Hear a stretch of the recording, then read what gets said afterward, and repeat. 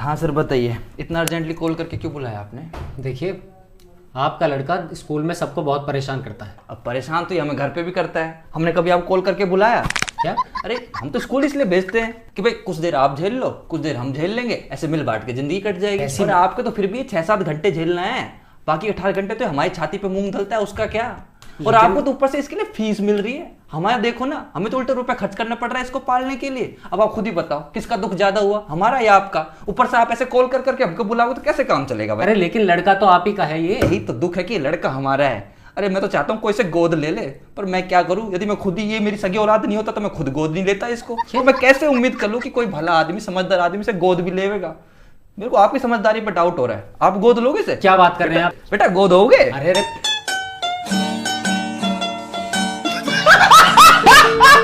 अरे हाँ बेटा, आओ बैठो। वो क्या है कि क्लास में मैं तुम पर ध्यान नहीं दे पाता, तो आज मैं तुम्हें अच्छे से समझाऊंगा। हमारा आज का टॉपिक है डायरेक्ट एंड इनडायरेक्ट स्पीच। तो बताओ, डायरेक्ट एंड इनडायरेक्ट स्पीच क्या है आज का टॉपिक? Stand up. टीचर से मजाक कर रहे हो? टाइम पास के लिए बुलाया मैंने तुम्हें। अरे सर आपने तो कहा कि आज का टॉपिक है डायरेक्ट। बस मैं समझ गया, कुत्ते की पूंछ कभी सीधी नहीं हो सकती। अरे सर यही तो दिक्कत है हमारे समाज की। क्या? यही कि पूछ तो कुतिया की भी सीधी नहीं होती, फिर कुत्ते को बदनाम क्यों करते हैं हम? बस बेटा, तुम एक काम करो, तुम जाओ। ये कहावत बनाने वाले ने ही गलती कर दी। कोई बात नहीं, आदमी गलती करके ही सीखता है। सिर्फ आदमी सीखता है सर, औरत नहीं। पहली बात तो ये बेटा कि औरत ने आज तक अपनी गलती मानी ही नहीं है, और दूसरी बात ये कि ये कहावत मैंने नहीं बनाई है, तो इसलिए फालतू के सवाल मुझसे मत करो, समझे तुम? अब जाओ तुम यहाँ से और जाकर अपने कैरियर पर फोकस करो। सर मैं क्यों करूँ कैरियर पे फोकस? कैरियर भी तो मुझ पे फोकस कर सकता है ना। सही बात है बेटा, सही बात है। मैं एक काम करता हूँ, मैं जाकर कैरियर से पूछता हूँ कि वो निखिल के ऊपर फोकस क्यों नहीं कर रहा है ना? तब तक तुम जाकर अभी अपनी पढ़ाई करो। अभी नहीं सर, कल से पढ़ लूंगा ना मैं। बेटा काल करे सो आज कर, आज करे सो अब। फिर वही लॉजिकल बात सर, अब कल जो मुझे टट्टी करनी वो आज ही कैसे कर लूंगा मैं? हाँ ये आप ही का कजिन है जी। आप इसकी पढ़ने में हेल्प करते हैं? हाँ। और आप इसे पढ़ने के लिए फ़ोन भी देते हैं? हाँ मतलब आजकल बच्चे यूट्यूब से पढ़ते हैं, ऑनलाइन पढ़ते हैं, तो हेल्प कर देते हैं। फिर तो आपको देखना चाहिए कि आपके एफर्ट्स कितने काम आ रहे हैं। ये देखिए। Thank you sir, thank you. निम्नलिखित मुहावरे और लोकोक्तियों का अर्थ लिखिए। ओके। दूध का दूध और पानी का पानी। स्क्रीनशॉट की। Sorry sir. आगे पढ़िए आप। हाँ, आंख भर कर देखना, अपनी स्टोरी बार बार देखना। ये सॉरी सर, मैं समझ गया सर। अरे अभी तो आप आगे पढ़िए, और पढ़िए आप। हाँ, सांप भी मर जाए और लाठी भी ना टूटे। नोटिफिकेशन देखकर लेट रिप्लाई।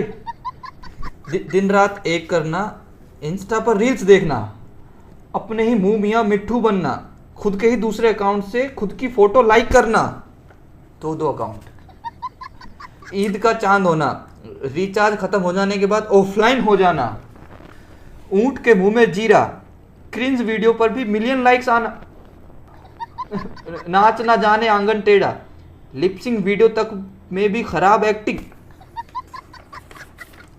घर का ना घाट का, I love you as a friend. Sorry sir. नहीं, आप इसे YouTube से पढ़ाइए।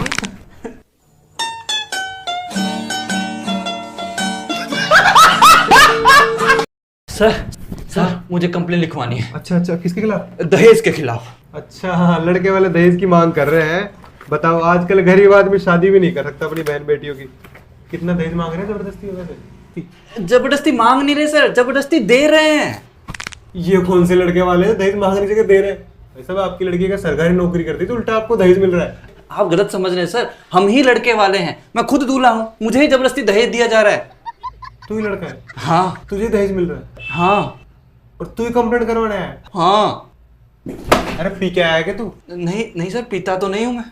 तो फिर क्या दहेज कम मिल रहा है? अरे सर कम ज्यादा की तो बात ही नहीं है। तो बावड़ी पूछ, कंप्लेंट किसके खिलाफ लिखूं मैं? लड़की वालों के। अरे लड़की वाले करते हैं लड़के वालों पे, भूल गया क्या तू? सर आप भूल गए हैं क्या? दहेज लेना और देना दोनों ही अपराध है। अरे मुझे नहीं पता सर, मेरा केस लिखिए आप। दिक्कत क्या लिखूं बता।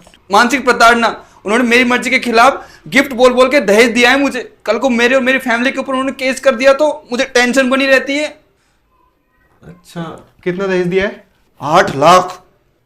8 लाख। और हाँ सर, वो भी लिखिए, मानसिक रूप से जो प्रताड़ना हुई उसका मुआवजा चाहिए मुझे पूरे 15 लाख। भूस के ढेरी में राई का दाना, रंग बिरंगा बैल सयाना। मानसिक रूप से प्रताड़ित हुआ हूँ सर मैं। बच्चे का दिमाग इतने असामान्य अद्भुत रूप से काम करता है। तारीफ कर रहे हैं तो जरूर कुछ ना कुछ बात है। क्या कह रहे हैं सर, क्या बात है बताओ। तो कुछ नहीं, वो डांस वाली मैम ने डांस के लिए लड़कियों को सेलेक्ट कर लिया, फिर जब मैं गया तो बोलती है नो मोर। बस क्या सर, आपके लड़के ने फटाक से बोला है कि वाह मैडम जी, आप तो सिर्फ मोरनियों को डांस सिखाती हो। मैं कह रहा हूं तो कह रही हूँ नो मोर नो मोर। सॉरी सर, बच्चा है, मुंह से निकल गया हुआ। अरे आपके बच्चे का सिर्फ मुंह बेकाबू नहीं है, हाथ भी बेकाबू है। किसी भी एग्जाम पेपर में कुछ भी लिख के आ जाता है। अभी क्वेश्चन देखिए, क्वेश्चन है river Yamuna flows in which state. बच्चे क्या जवाब दिया आपने इसका? Liquid state. सर वैसे अगर देखा जाए तो एक तरीके से सही भी है। अरे क्या सही है सर, आपके बच्चे को यही नहीं पता है कि पेपर साइंस का है कि सोशल साइंस का है। और साइंस के पेपर में तो और भी अच्छे आंसर्स दिए हैं, आपकी तबीयत खुश हो जाएगी। क्वेश्चन है what is the main source of our food. तो आपके बच्चे ने क्या लिखा है? भंडारा, शादी, बर्थडे पार्टी, किसी की 13वीं। अरे बेटा ये क्या लिखा है तुमने है? अरे भंडारे तक तो समझ में आता है, लेकिन 13वीं। सर ये क्या? सॉरी सर, लेकिन मैं ये कह रहा हूँ सर, आप ये देखिए इसकी इंग्लिश कितनी अच्छी है। मैं तो इसी बात का ताज्जुब कर रहा हूँ कि इसे इंग्लिश के सारे क्वेश्चन समझ में आते हैं। हाँ, इंग्लिश का पेपर भी है मेरे पास। इंग्लिश में क्वेश्चन है make a sentence using a word teach. अब आप खुद पढ़ लीजिए इसने क्या लिखा है। My school teachers don't know how to teach. बेटा ऐसे कौन लिखता है? इसने लिखा है सर, और लिख दिया है we don't know how to teach. तो प्रिंसिपल सर से जाके इसकी टीसी कटवा लीजिए। अरे sir sir sir sorry sir, हरामखोर, इतना सच कौन लिखता है?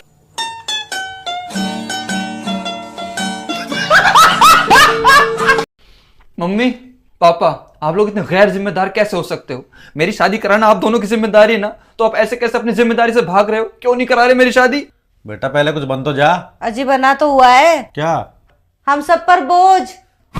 मम्मी बस करो, तकलीफ होती है यहाँ। कसम खा के कह रहा हूँ, अब तो मेरे सपने में भी ना मेरे होने वाले बच्चे रो रो के पूछते हैं कि पापा पापा हम कभी पैदा होंगे भी कि नहीं। अच्छा तो बेटा बोल दे उनसे कि उनकी होने वाली माँ ही पैदा होना भूल गई, इसलिए वो भी भूल जाएं।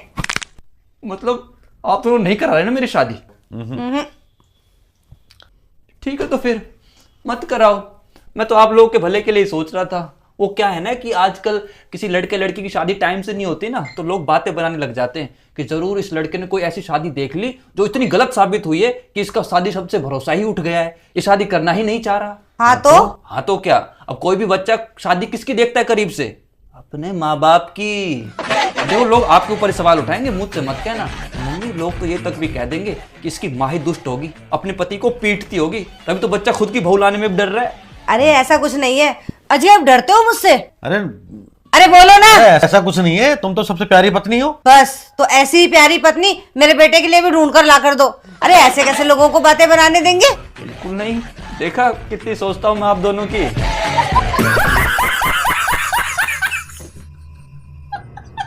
देखो ना पापा, आपके होने वाले दामाद जी मेरी बात ही नहीं मान रहे। बस इतनी सी बात, शादी हो जाने दे बेटा, सब मानेगा। वही तो, शादी तो अच्छे से नहीं कर रहे, कह रहे हैं कोई बड़ा सेलिब्रेशन नहीं होगा। क्या?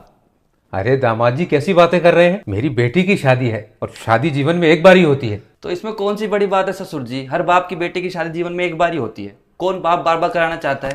मैं तो कह रहा हूँ क्या ये 1 लाख का लहंगा खरीदने की कहाँ जरूरत है? पूरी जिंदगी वो 1 लाख का लहंगा लटका थोड़ी घूमेगी। और क्या फायदा है पूरी रिश्तेदारी को यहाँ बुलाने का, जबकि उनको हम पसंद नहीं, हमको वो पसंद नहीं। अरे रिश्तेदारों को ही ना बुलाए, कैसी बातें कर रहे हो दामाद जी? अरे खुशी का मौका है और खुशियां तो बांटने से बढ़ती हैं। और संपत्ति बांटने से घटती है। मुझे तो कंसेप्ट ही समझ में नहीं आता कि भाई साहब हमें खुद की शादी में पूरे जीवन भर की संपत्ति खर्च करके 400 लोगों को खुश करना है, चाहे खुद शादी के बाद हमें दुखी होना पड़े। मैं तो यूं कह रहा हूँ कि 10 लोग आपके 10 लोग हमारे घर घर में शादी निपटा देते हैं, ना कोई कलेश ना कोई टेंशन।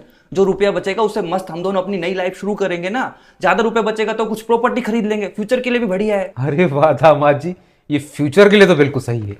पापा क्या आप भी इन्हीं की साइड ले रहे हो? आप तो कुछ कहो। अब ये इतनी जिद कर रही है तो लो बताओ, इतना समझाने के बाद भी लगता है ससुर जी कुछ ज्यादा रुपये है आपके पास। एक काम कर, मुझे ना अब एक फॉर्च्यूनर चाहिए गिफ्ट में। अरे नहीं, 200 गज का प्लॉट भी चाहिए मुझे। अरे नहीं 10 लाख तो अभी कभी चाहिए नगद। अरे नहीं नहीं बेटा, ये तो पागल है, इसकी बातों का क्या है, हैं? शादी बिल्कुल वैसे ही करेंगे जैसे तुम कह रहे हो, है ना? मैं तो पहले ही कह रहा था